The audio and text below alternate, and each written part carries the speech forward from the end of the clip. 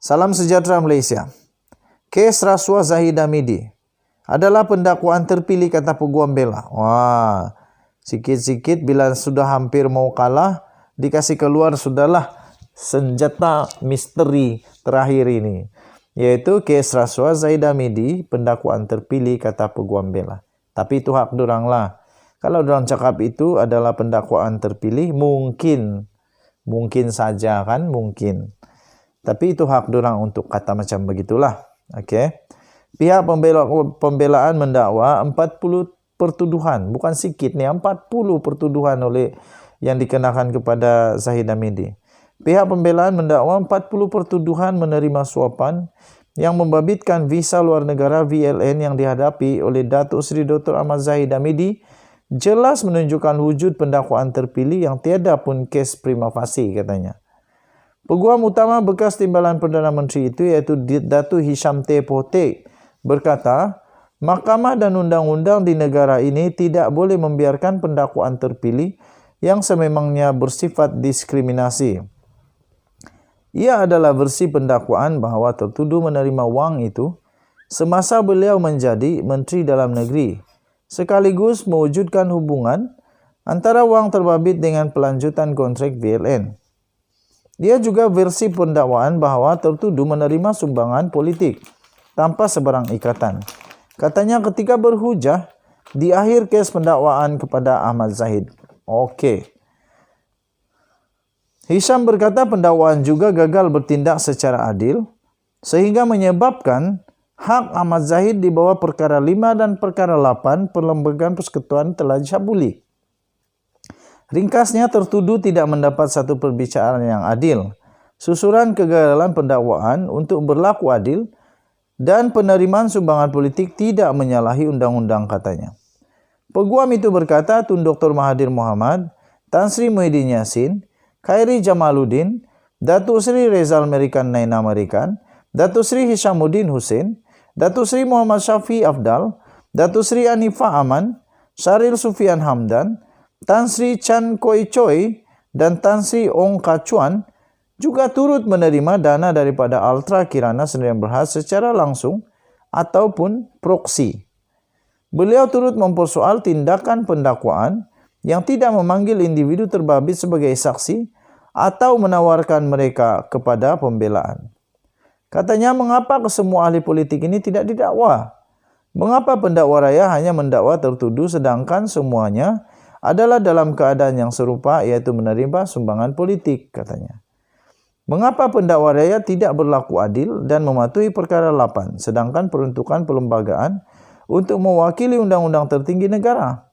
Mengapa pendakwa raya tidak menghargai pelbagai kes undang-undang, tempatan maupun luar negara berhubung kesaksamaan di sisi undang-undang, katanya. Hisham juga berhujah bahawa 3 saksi utama, iaitu bekas pengarah pentadbiran UKSB David Tan Siong Sun serta 2 bekas pengarah UKSB, iaitu Harry Lee Wui Kyun dan Wan Kores Shah Wan Abdul Ghani, yang juga saksi pendakwaan ke-15 hingga 17, adalah tidak boleh dipercayai, tidak jujur dan sifar credibility.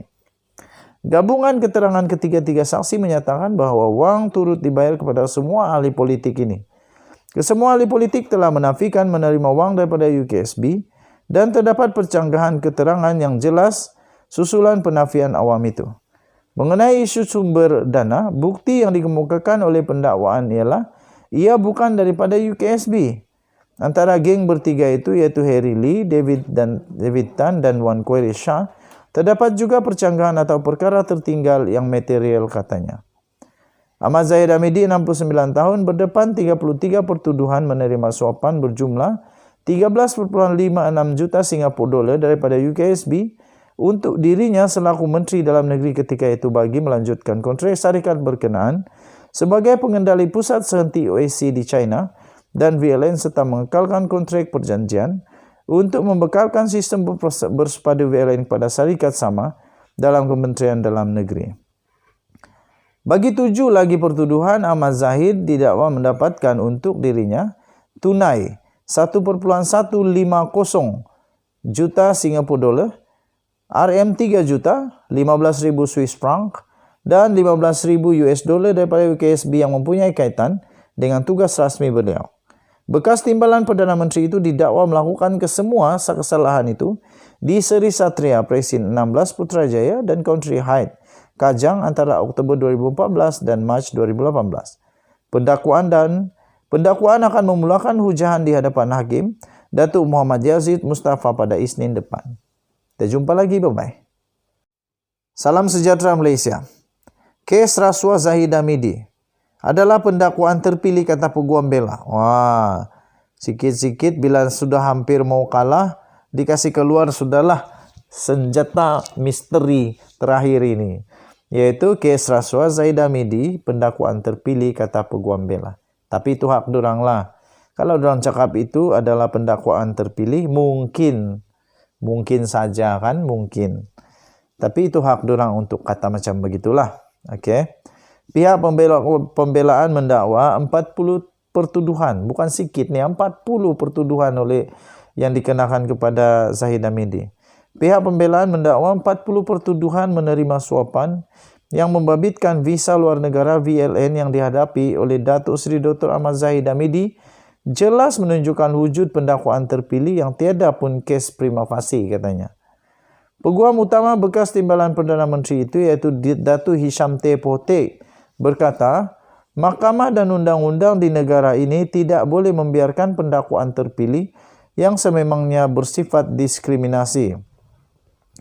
Ia adalah versi pendakwaan bahawa tertuduh menerima wang itu semasa beliau menjadi Menteri Dalam Negeri, sekaligus mewujudkan hubungan antara wang terbabit dengan pelanjutan kontrak VLN. Ia juga versi pendakwaan bahawa tertuduh menerima sumbangan politik tanpa sebarang ikatan. Katanya ketika berhujah di akhir kes pendakwaan kepada Ahmad Zahid. Okey.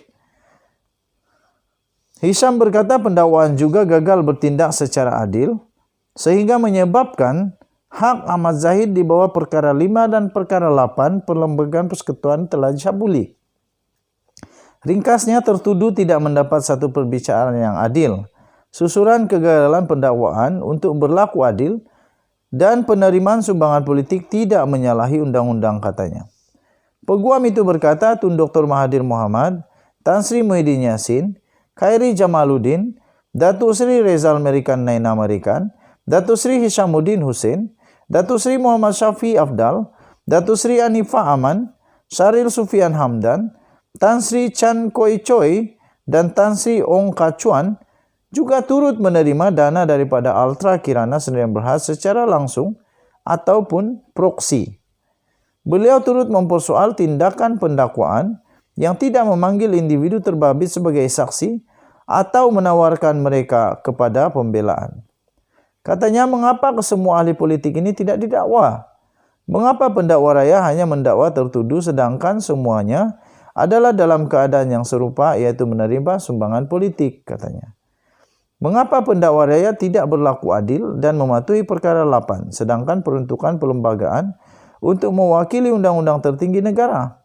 Mengapa pendakwa raya tidak menghargai pelbagai kes undang-undang, tempatan maupun luar negara berhubung kesaksamaan di sisi undang-undang, katanya.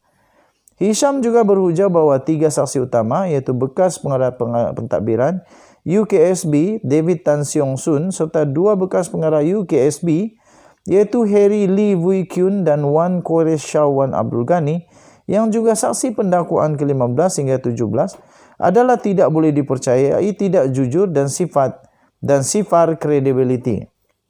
Gabungan keterangan ketiga-tiga saksi menyatakan bahawa wang turut dibayar kepada semua ahli politik ini. Kesemua ahli politik telah menafikan menerima wang daripada UKSB dan terdapat percanggahan keterangan yang jelas susulan penafian awam itu. Mengenai isu sumber dana, bukti yang dikemukakan oleh pendakwaan ialah ia bukan daripada UKSB. Antara geng bertiga itu, iaitu Harry Lee, David Tan dan Wan Quresh Shah, terdapat juga percanggahan atau perkara tertinggal yang material, katanya. Ahmad Zahid Hamidi, 69 tahun, berdepan 33 pertuduhan menerima suapan berjumlah 13.56 juta Singapura dolar daripada UKSB untuk dirinya selaku Menteri Dalam Negeri ketika itu bagi melanjutkan kontrak syarikat berkenaan sebagai pengendali pusat sehenti OSC di China dan VLN serta mengekalkan kontrak perjanjian untuk membekalkan sistem bersepadu VLN kepada syarikat sama dalam Kementerian Dalam Negeri. Bagi 7 lagi pertuduhan, Ahmad Zahid didakwa mendapatkan untuk dirinya tunai 1,150 juta Singapura dolar, RM3 juta, 15,000 Swiss franc dan 15,000 US dollar daripada UKSB yang mempunyai kaitan dengan tugas rasmi beliau. Bekas timbalan Perdana Menteri itu didakwa melakukan kesemua kesalahan itu di Seri Satria Presin 16 Putrajaya dan Country Heights, Kajang antara Oktober 2014 dan Mac 2018. Pendakwaan akan memulakan hujahan di hadapan Hakim Datuk Muhammad Yazid Mustafa pada Isnin depan. Kita jumpa lagi, bye-bye.